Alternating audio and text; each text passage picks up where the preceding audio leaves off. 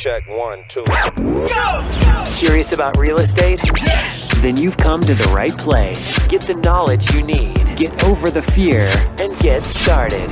This is the Michael Quarles Real Estate Show with your host, Michael Quarles.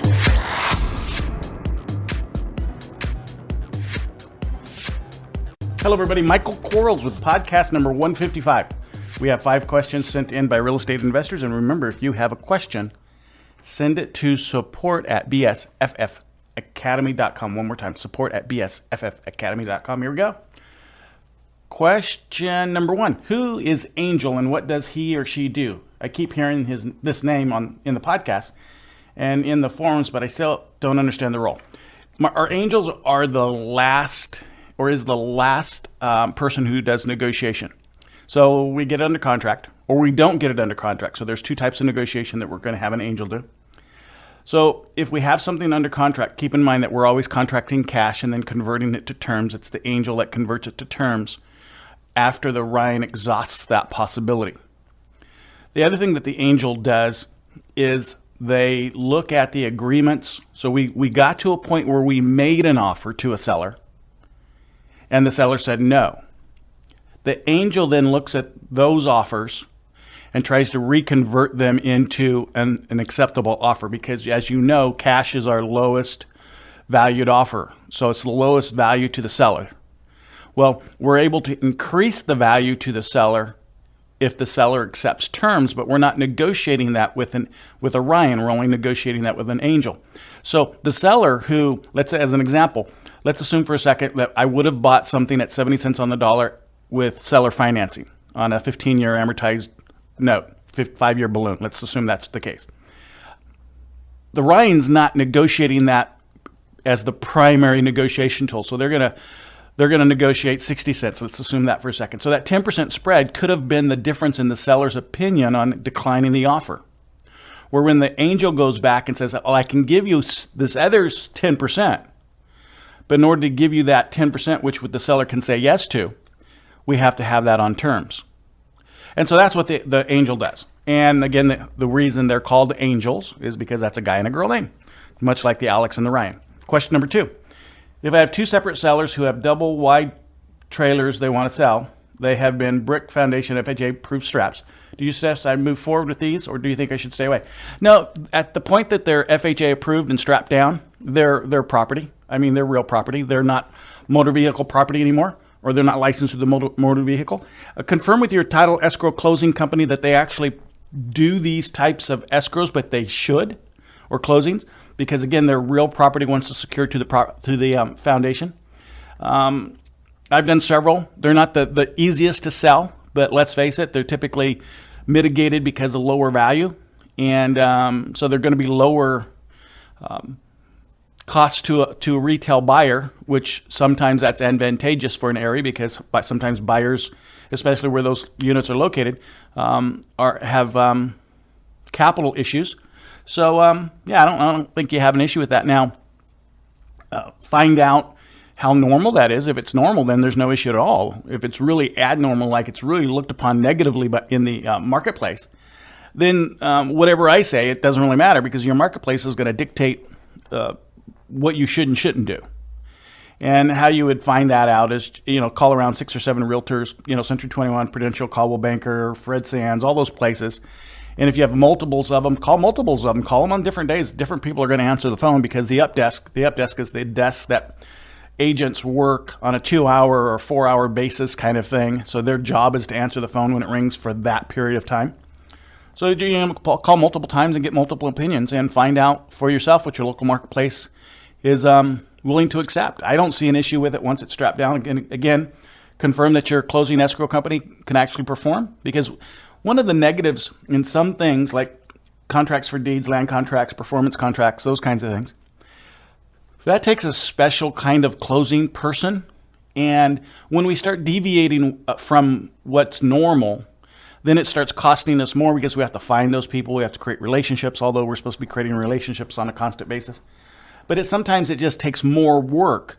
So when we're going out there and buying the traditional, quote unquote, properties, and we've already had those relationships in order to close it and to get the inspections and those kinds of things, established, well, those are easier transactions, so we don't have an issue with those. But anytime we start going into something that's non-performing, and then we're going to have to create relationships to have that, to structure the non-performing and have someone carry out those instructions. So just keep that in mind. I don't have an issue with the properties as long as they're FHA strapped. Question number 3, what would be the correct objection handler for this phrase? I can't believe you're so unprepared that you haven't done any research on the house. Do your research and call me back with an offer. Well, I just say thank you very much and go to the next caller. That's an indication. Here's what they're really saying. I'm not motivated to sell my house. But let's face it, you have a broken arm. So your arm's broken. I mean, from your elbow to your wrist, that part of your arm is broken. There's the other parts of your arm, I'm sure. But that's the part that's broken. And it's not just broken. It's like half of it's hanging towards the ground when you try to hold it parallel to the ground. So it's absolutely broken. Or you're going to call up for the cheapest price in town on who's going to set the arm and how much experience they have and have them get back to you. No. You're going to call 911 and an ambulance is going to come get you, and they're going to come and take you to the closest hospital that can set that arm correctly for you. You're not going to care who the doctor is, what they look like, anything about the doctor. All you're going to care about is that your broken arm's fixed. And a seller that says, call me back, I can't believe you're not prepared to give me a price. One, is not participating the way we need them to, but 2, they're telling us loud and clear, I'm not ready to sell my house. I don't care where they get the knowledge from, any ridiculously trained real estate professional out there. Someone wants to go out there and say, Mr. and Mrs. Seller, your house is worth $200,000. Slap that seller across the face because the seller thought their house was worth $300,000, and they're giving them a reality check. I'm going to let anybody else give them that reality check. I'm not going to do it. I need them to be in reality land when they call me and highly motivated. Let them talk to all the other non-professional or unprofessional people out there.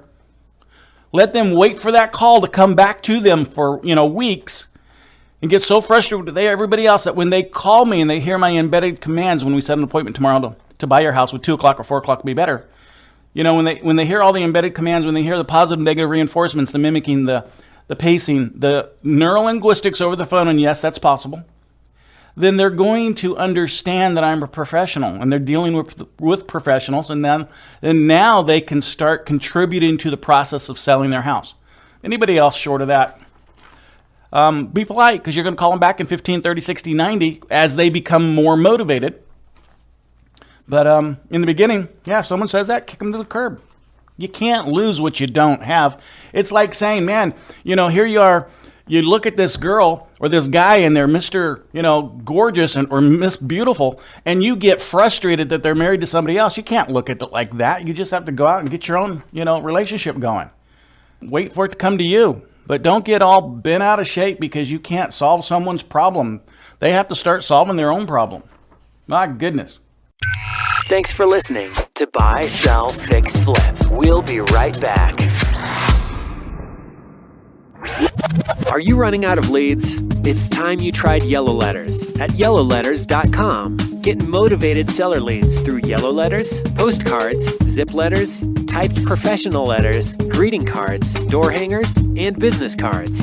Yellow Letters is a full-service marketing company created with your success in mind. Get the personal attention you need to get your direct mail campaign started, and get in touch at yellowletters.com.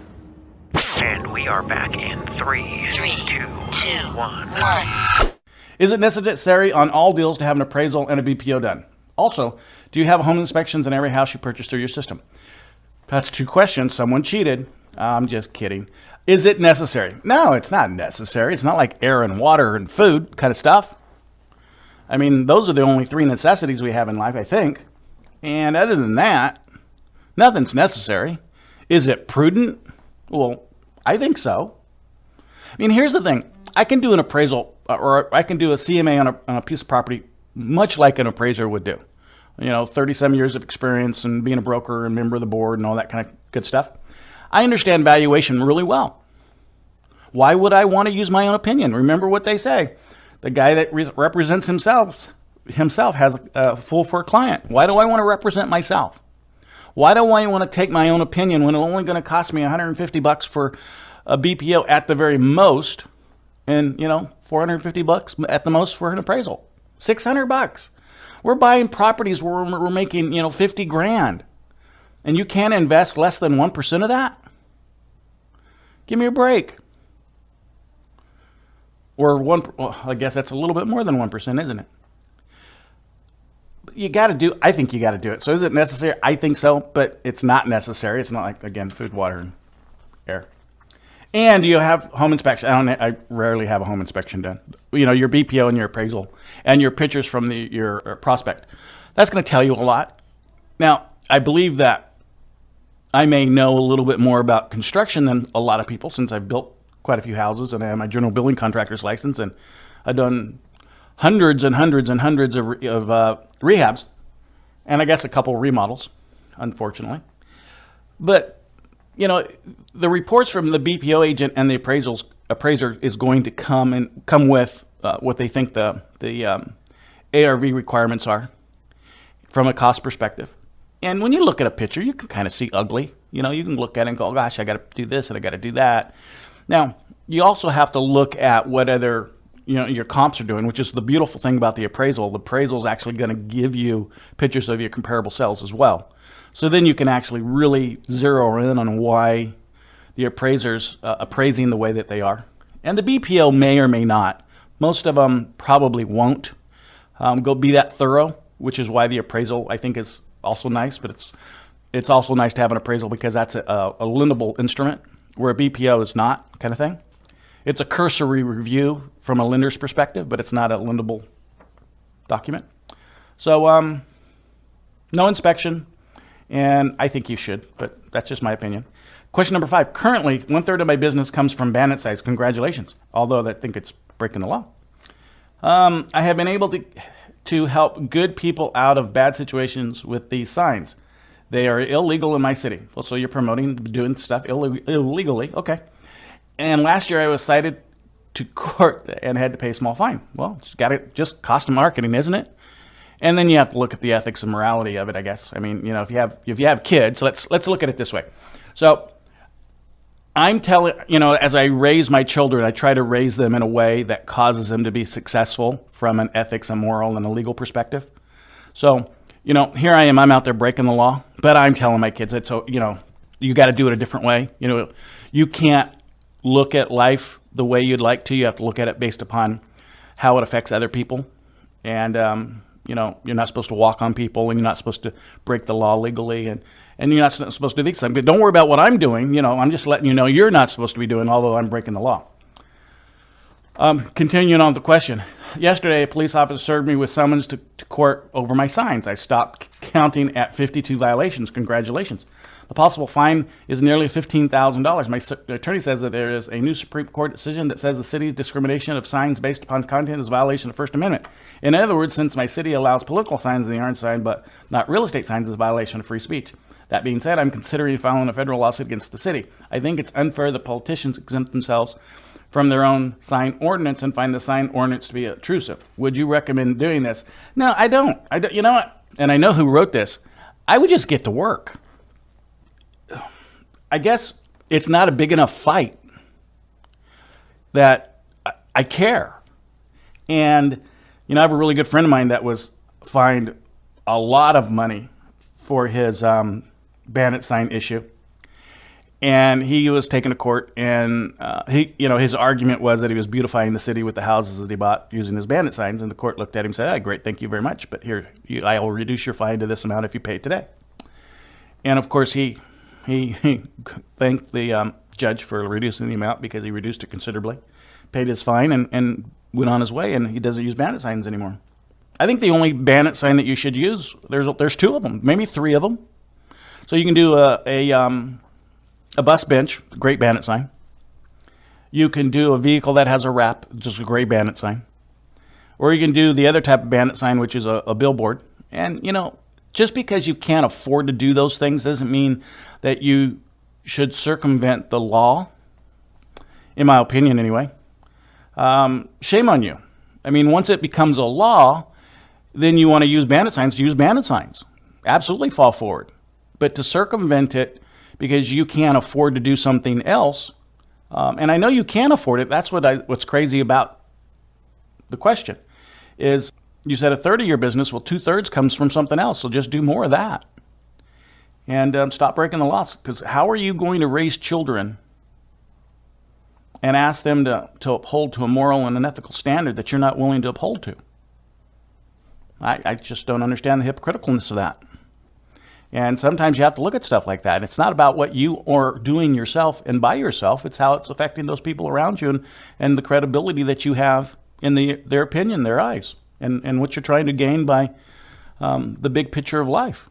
And, if you want to get into a class action and some attorney wants to take it on that represents banditsigns.com or yardsigns.com or all the other sites out there, yeah, do that, be part of that.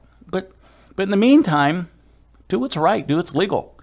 And I think it's irresponsible not to. Just because the law doesn't benefit you doesn't mean that you shouldn't have to adhere to the law. There's a lot of laws that don't benefit us that we have to adhere to that are ridiculous. I mean, in California, if I was a motorcycle rider, I'd like to ride without my helmet on. I'm not a motorcycle rider, but I'm thinking if I were, it would be nice to, it's probably one of the things they enjoy is getting out there and letting the wind hit them in the face and the bugs and everything else. And man, it's, but now they have to wear helmets. Is it right? No, I don't know. But it's the law. They should adhere to it. And if they don't, then they have to serve the consequences for it. And, that's just life. That's, move to another country if you don't like our laws. But in the meantime, unless, you want to get involved in a class action where someone's, a majority of people or a large group of people believe it's unconstitutional and violates the First Amendment and file your suit that way, yeah. But I don't think it compares with some of the other things in life that people stood up for. There's probably people turning in their graves that stood up for things that were important when they hear people standing up for such minute issues. We have bigger problems going on in the world than bandit signs and whether they're illegal and whether or not you should file suit against, the government. And you know what? I understand, the same thing can be said for cold calling because politicians can cold call and they're not privy to the do not call list where most everybody else is. They don't have to follow it because they are who they are. I think the argument, and of course we're not ever supposed to talk about politics and religion and all that kind of stuff, but who cares? It's not a law, so I can actually, break the politically correctness of it. But it's like I get frustrated when I see a police officer go faster down the road than he ought to or she ought to. Do I, am I going to speed with them? No. Although my car can go faster than theirs. Does it frustrate me? Yes. Do I know that they're breaking the law, that they're not going that speed because they have someplace to go that's important? I don't know that to be the case because I'm not listening to their radio. I'm not privy to that information. Sometimes it doesn't seem to be. I've seen people that were police officers in cars that run red lights. They're stopping at the stoplight, hit their siren so they can go, and they go through the light and turn the sirens off. I've seen it, It is what it is. Is it going to piss me off enough to take, the city to court, or the county to court, or whoever is to court? And no, it's not. I'm going to follow the rules. And again, if someone wants to do class action that police officers are using their sirens to run the red lights, maybe I'll get involved. But at the end of the day, our job is to buy houses. That's what's important. And if what you're doing is illegal and will harm you, and I think it will harm you more ways than what you have presented here in the question, then stop doing it. Do it the right way. Do it the legal way. If you want to do bandit signs, I pointed out 3 ways you can do bandit signs. Do some TV if you want to do that kind of marketing. Do some radio if you want, although that sucks. Some radio. Do some other things. But don't do, I wouldn't do bandit signs. And you know what? At the end of the day, in fact, in a year from now, we're going to have a political race for president. I don't know what the filing fee is, but file for your local election and now you can legally put a bandit sign out there. Don't vote for me, but I buy houses. Call 1-800 whatever. And I'm sure that you'll make the news and because you're ridiculing the system, but at the same time, then you can present your argument in public and at the same time you're probably not breaking the law because at that point as long as you paid your entry fee in the political race, you could probably run. And be careful, you might get elected, because there's probably a lot of people out there that think like you do, and will vote for you just in spite of everybody else. That said, great podcast. Sorry I got so caught up in question number 5. I just think it's a bigger question than should I put a bandit sign out or not. I think there's a lot of ethics and morality involved in that question, and it's not always possible, but I try to hold ethics and morality more important than what's legal. And I think when you do it, you're better served. But that's because I've aged and I've got wiser in life as I grow. You know, when you're young and dumb, you can think you're Superman. I had a big OS on my chest for the longest time. I could fly too. If I jumped, I could jump about 6 feet. And so the distance I could fly was 6 feet. So I knew I had an S and I could fly. Anyway, talk to you guys tomorrow. Have fun. Until then, bye-bye. Thanks for listening to the Michael Quarles Real Estate Show. Get more info and stay in touch at michaelquarles.com.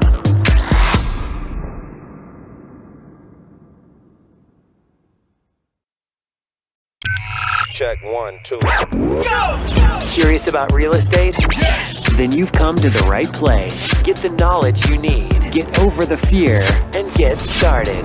This is the Michael Quarles Real Estate Show with your host, Michael Quarles.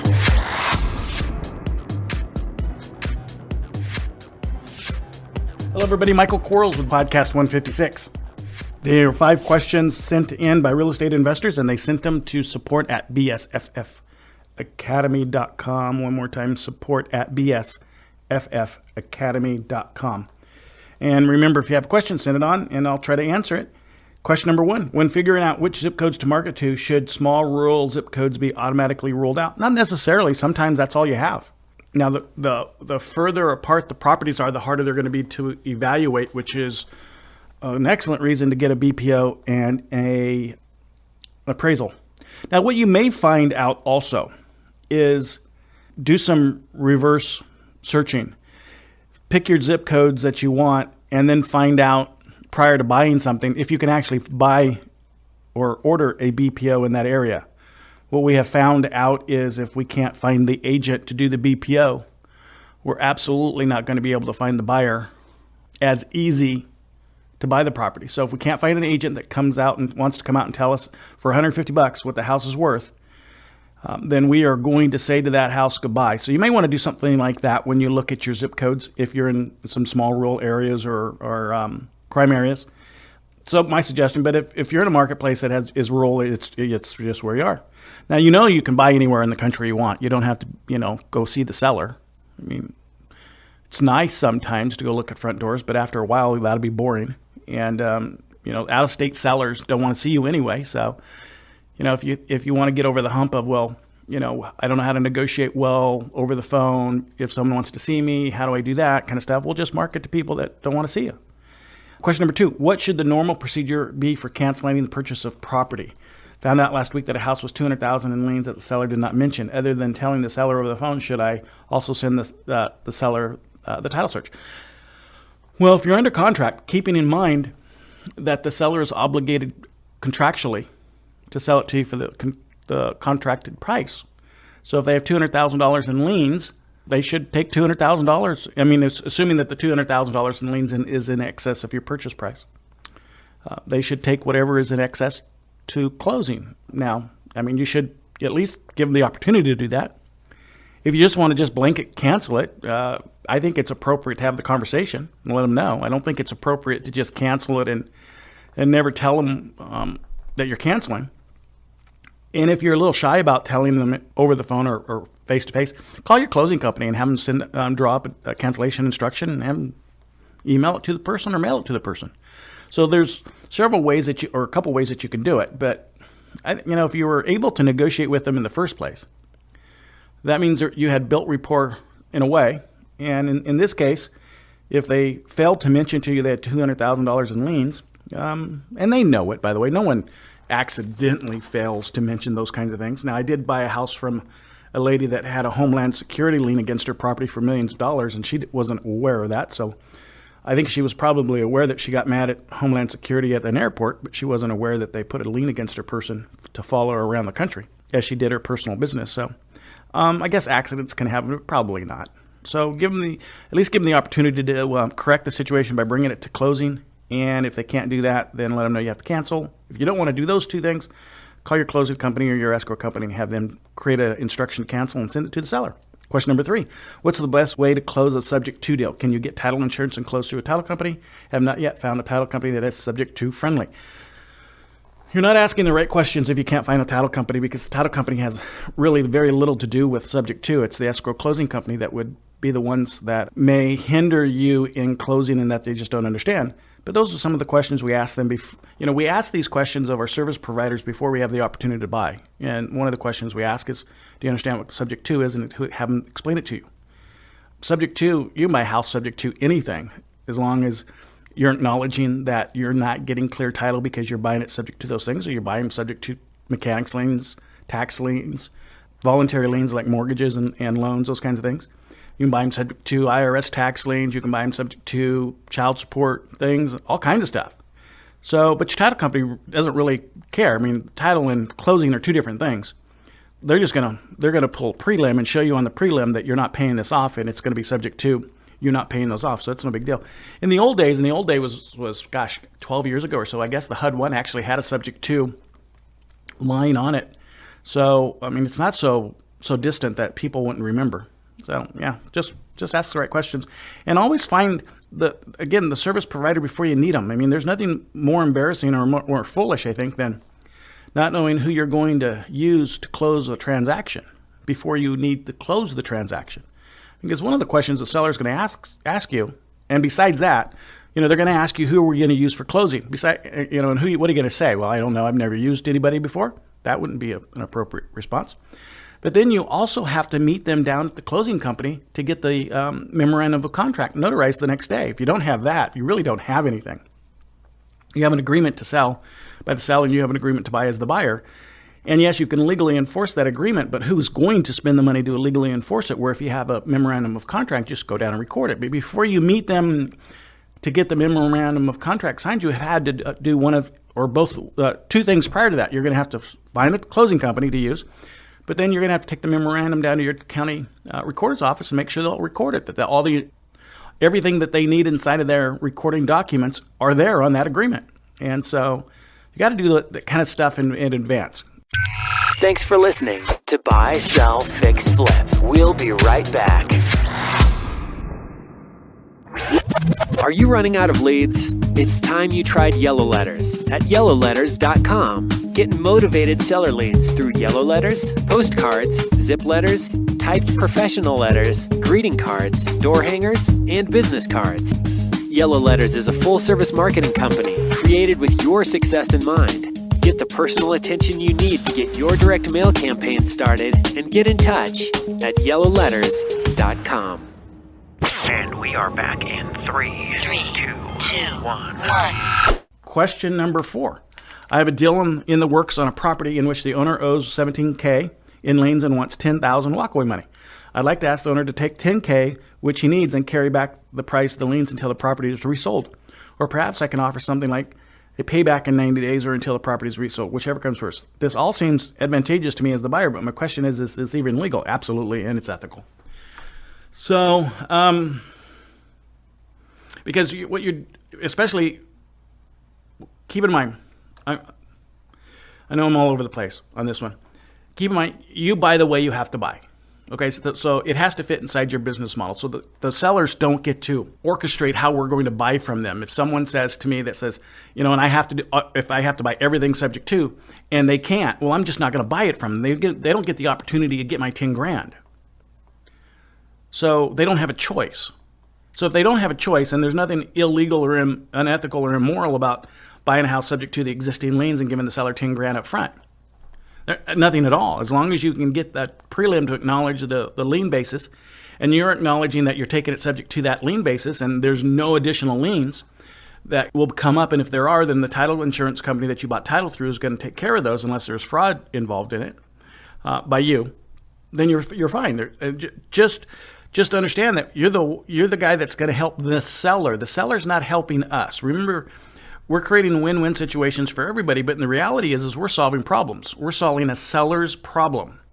So be okay with that. Be okay with the idea that you're going to buy it. You're going to give the seller 10 grand. You're going to take $17,000 subject to. I would not put a deed restriction or a time limit on that 17,000.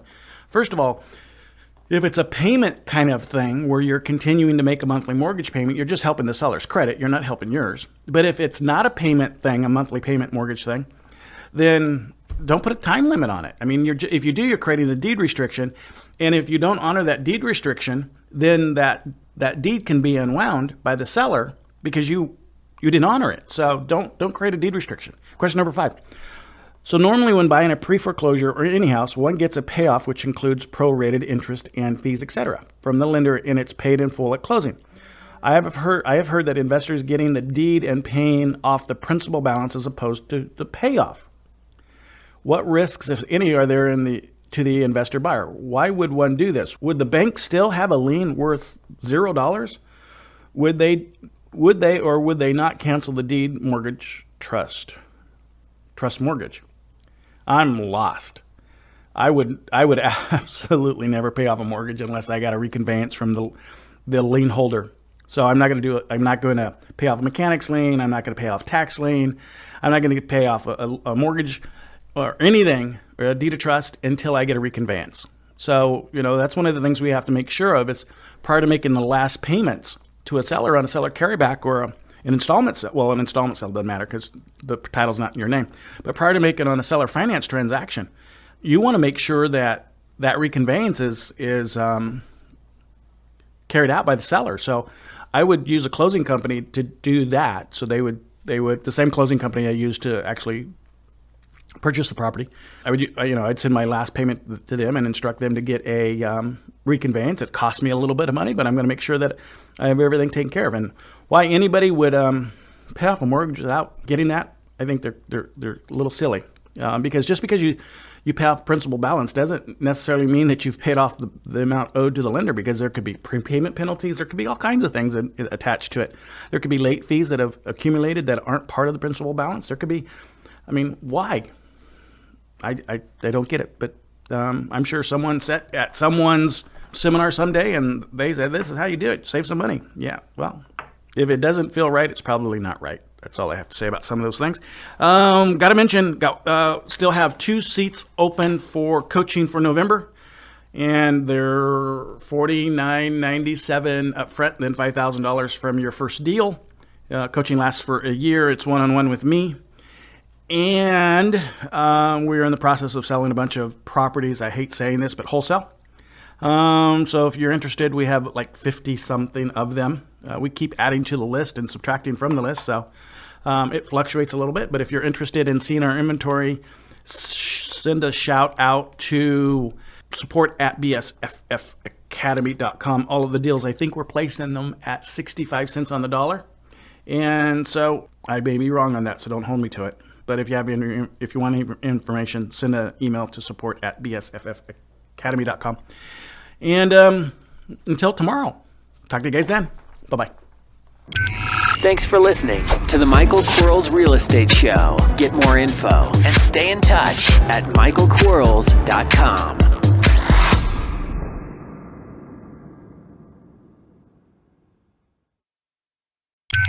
Check 1, 2. Curious about real estate? Yes! Then you've come to the right place. Get the knowledge you need. Get over the fear and get started. This is Buy, Sell, Fix, Flip. Now your host, Michael Quarles.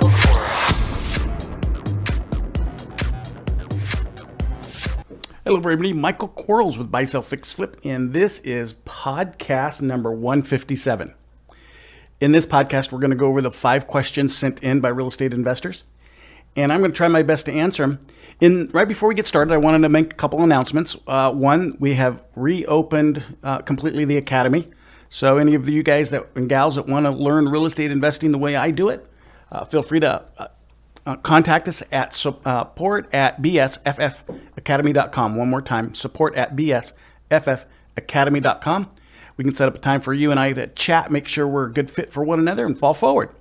Second thing, let's talk about direct mail in December. So I always call it between the two big holidays. and Thanksgiving to New Year's, so January 2nd. Those that don't market, I can assure you won't get any calls. Those that do market, I can assure you, you will get calls. Now, one of the beautiful things about between Thanksgiving and January 2nd is it primes January. January's always been a hot month for anybody in the real estate business. Realtors, they talk about their hot summers, meaning not just hot summers, but hot summers as in volume perspective. We kind of talk about the same thing in January, because all the folks that sat on the fence during the holidays, then they're now motivated to do something in January. However, those folks who are motivated in between Thanksgiving and January 2nd, they have fewer people to choose from because fewer people market. I have no clue. And I used to be one of those people too. And the reason I did is because, everybody said, don't market during that period of time. It'd be a waste of money. And then I started to, and then we got calls on Christmas. So I guess they were lying to me. Not really lying to me as in they intentionally misled me. But sometimes you can get comment or receive comments from someone that just doesn't know what the comment that they're making actually refers to or the definition of it. And I can tell you, I do a lot of marketing, and I think probably my strong suits in life are, besides loving my wife and God, is marketing, systemization, understanding conversation with sellers, so we can get the highest return on our dollar.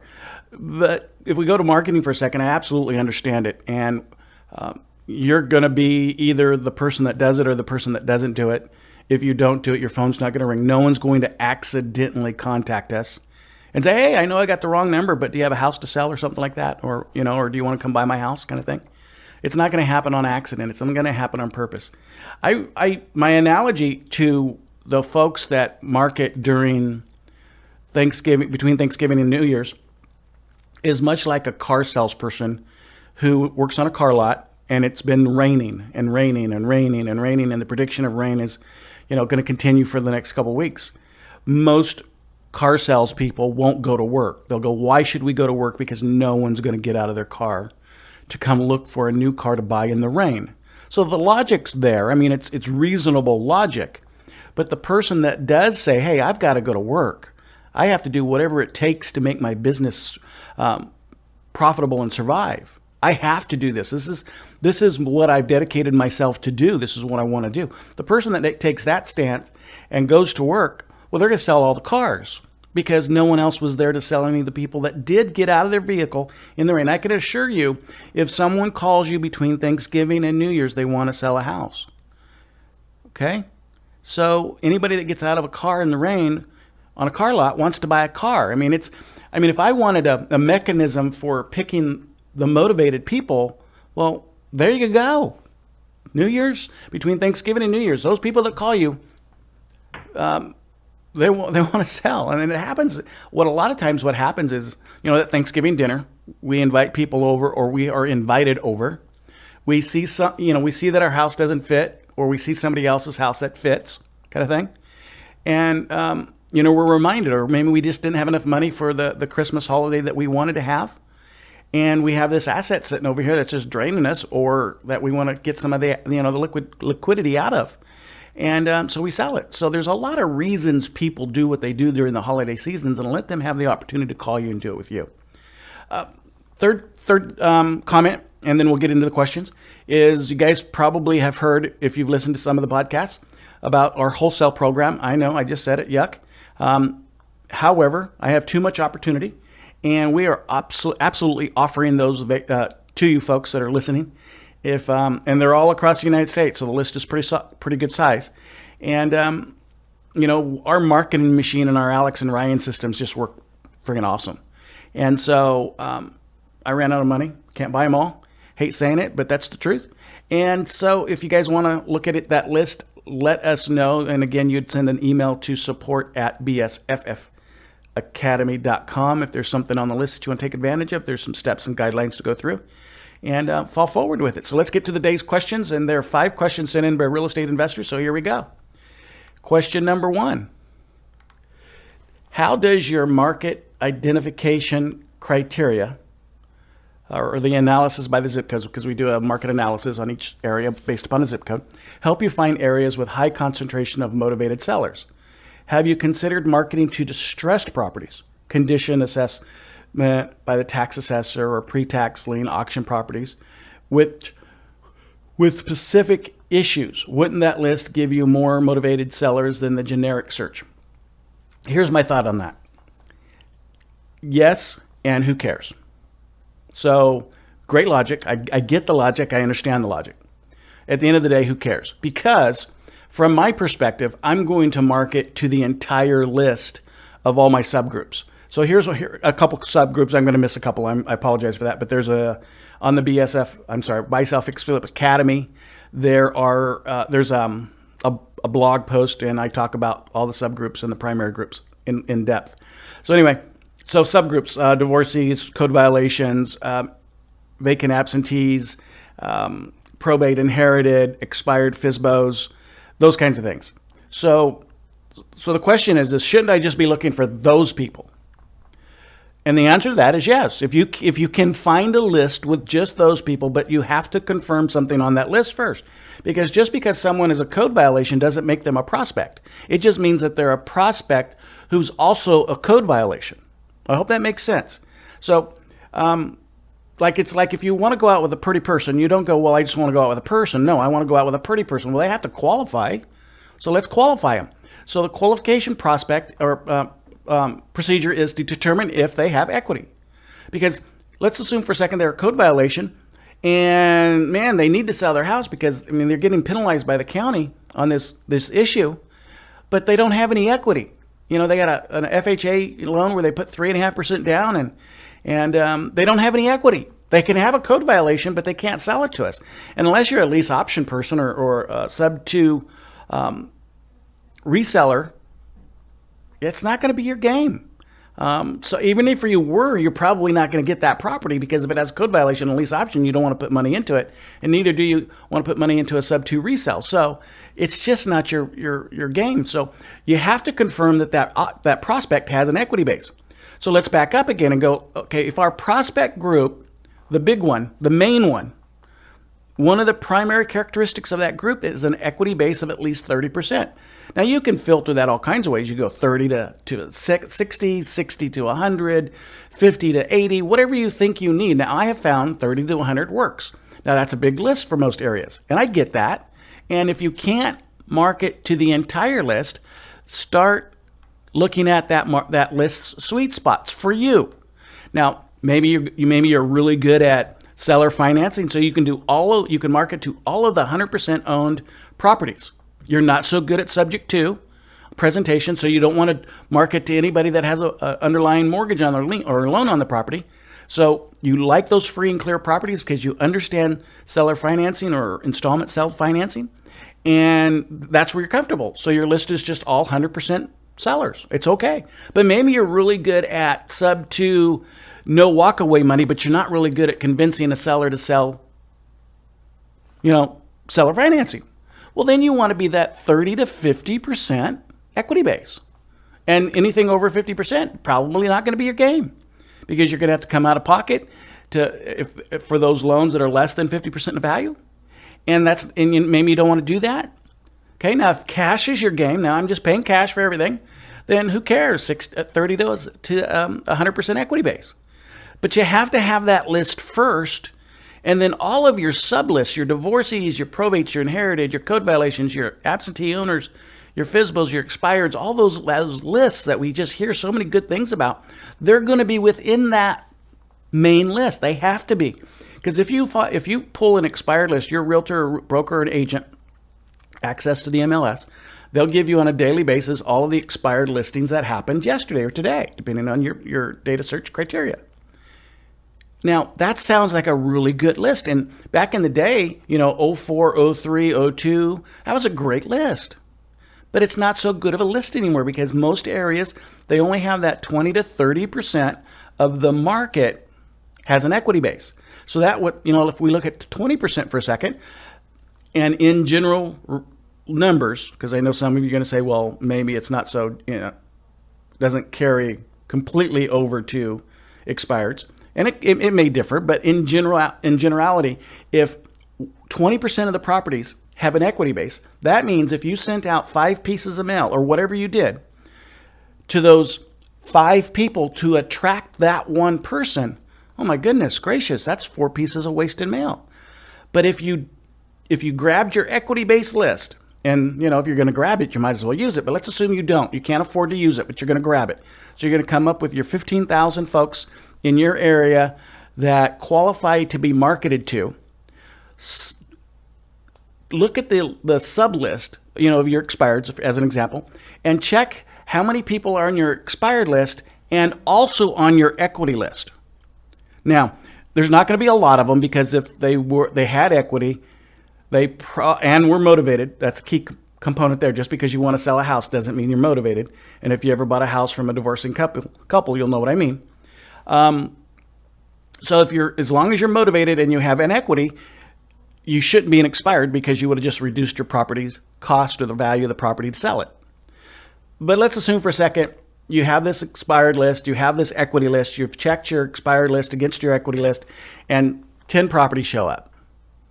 Well, people talk to me a lot about driving for dollars. Mike, do you drive for dollars? No, I really don't. I use my telephone. But if I were going to drive for dollars, those are the people I drive to. They want to sell a house. I'm going to go knock on the friggin' front door and say, hey, I understand you wanted to sell a house, and I understand it's also not listed on the multiple listing service anymore, and start my conversation and my purchase presentation. But I'd always check my sub lists against my primary list, but I'm not going to do it. Okay, I'm just saying what I would do if I couldn't market to all of the list. So the 15,000 people that showed up on my list originally that were all equity owners, I'm just going to hit them all. Okay, and you're going to find out as an investor. And yeah, I know some of you are saying, yeah, Mike, I can't afford it, but you can't afford not to. Here's the deal, guys and gals. The more you spend on marketing, the more money you will make. It's not like if you spend 10,000, it's going to be lost. The more money you spend on marketing, the more it's going to make. Yes, sometimes you'll spend money and it won't produce today. But that doesn't mean it's not going to produce for you.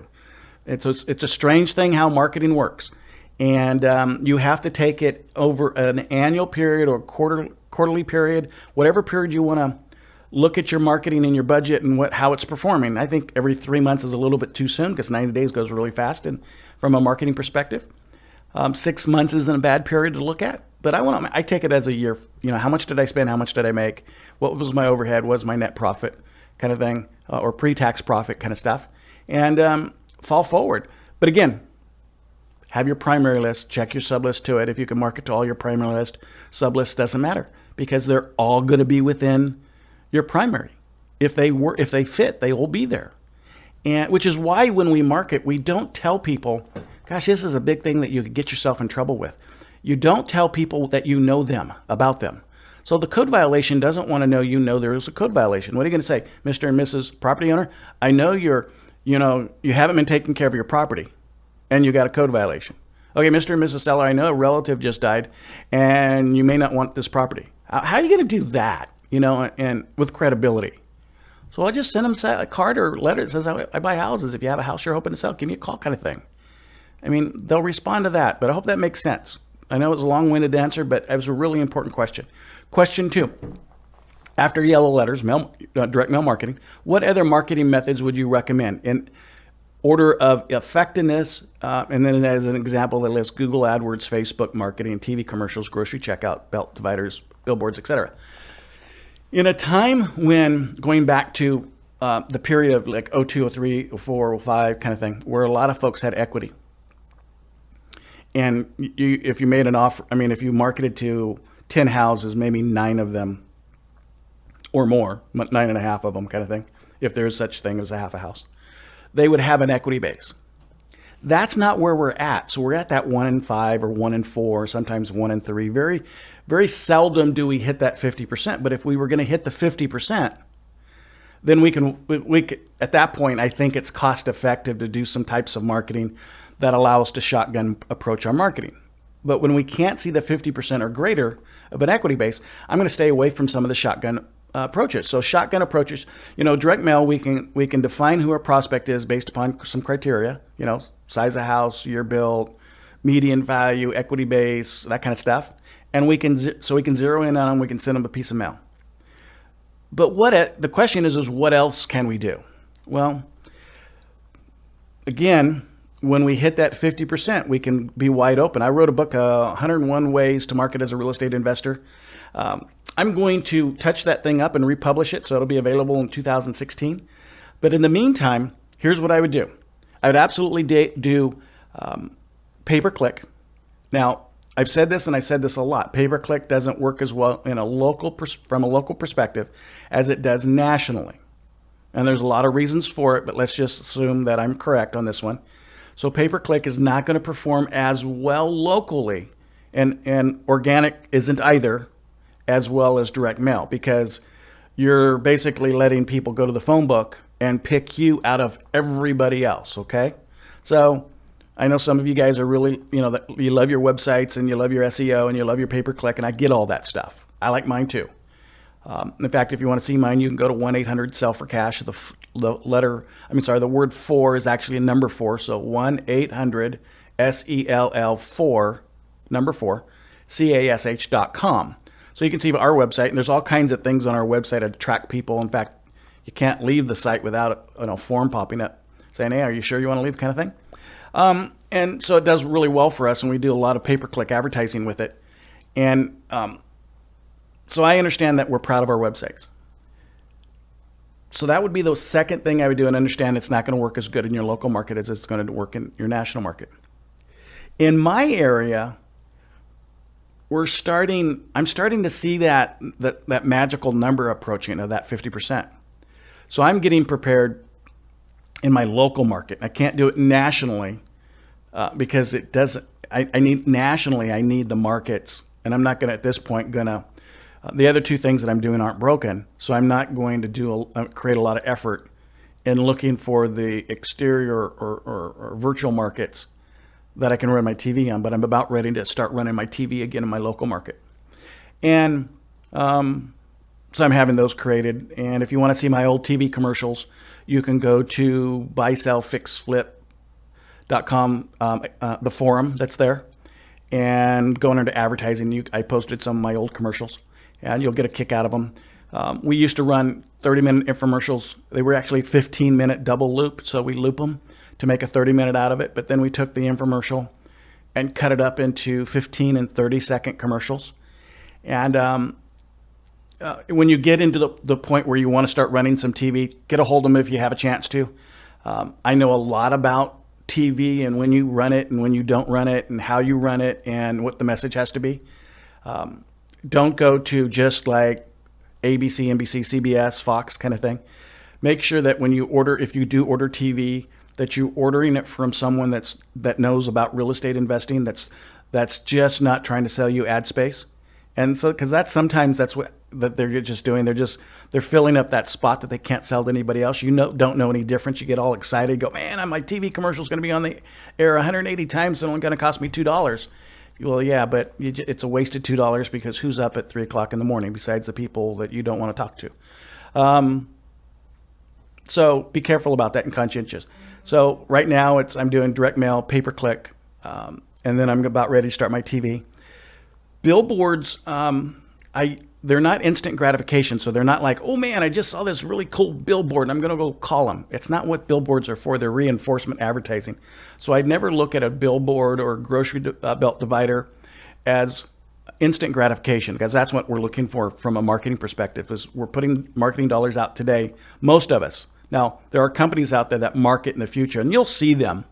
You'll see the ad on pay-per-click or a website that you're at, and there's all of a sudden there's Google ads there, and AT&T's famous for it. Like, it's all they're doing is putting their logo AT&T out there. They're really not asking you to click on it because they're smart. They don't want you to click on the ad. They just want you to remember them when you need something from AT&T. So that's kind of what billboards do, and any of those stationary look at me kind of items, they're not really that effective. They're reinforcement to what we've been doing. And then if you're doing them in a market where you have low equity base, then you're going to get calls from a lot of folks that can't sell you a house if they do in fact call you. Facebook marketing, don't ever do it. I mean, no, raise your hand if you've ever gone to Facebook and typed in I want to buy Michael Kors purse, or I'm looking for this, or I'm looking for that. You don't do that.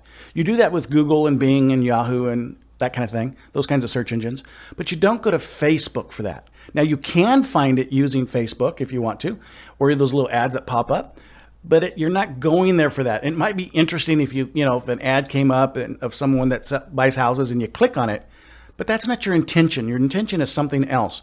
And so at the very, very, very best, it's reinforcement, but it's really expensive reinforcement. If you think about it, I'd much rather be a billboard on an intersection that has 30,000 vehicles a day, which means 60,000 eyeballs, for whatever that costs. Because if I'm just going to reinforce, that's what I want to do. I want to hit someone, brand my name and brand. And that's another thing. We don't have, most of us anyway. Now I have a brand. I 1-800-SELL-FOR-CASH. But most people don't have that luxury of having something that's brandable. It's just Joe buys houses kind of thing. It's got to be conscientious of that some of the things that just promote a brand awareness, we don't have the luxury of having that. So try not to spend your money on some of those things. I wrote that book. It's going to come out again. I'm going to touch it up a little bit because some of the things when I wrote it 8 years ago don't apply today. That's how fast our industry has changed. But great question. Question number 3. We have some amazing wholesalers, fantastic, in your area, and I live in it, and I was curious if I could use roughly the same wholetailing process to buy homes from them to resell on the MLS. If so, any advice or additional information you could point me to. Here's my issue with wholesale buying and it's not a wholesale property, because wholesale means that you're buying a house that's a reduced value. It doesn't mean you're assigning it. That's what an assignment is. So most people get assigning and wholesaling confused. It's important to clarify. I'm going to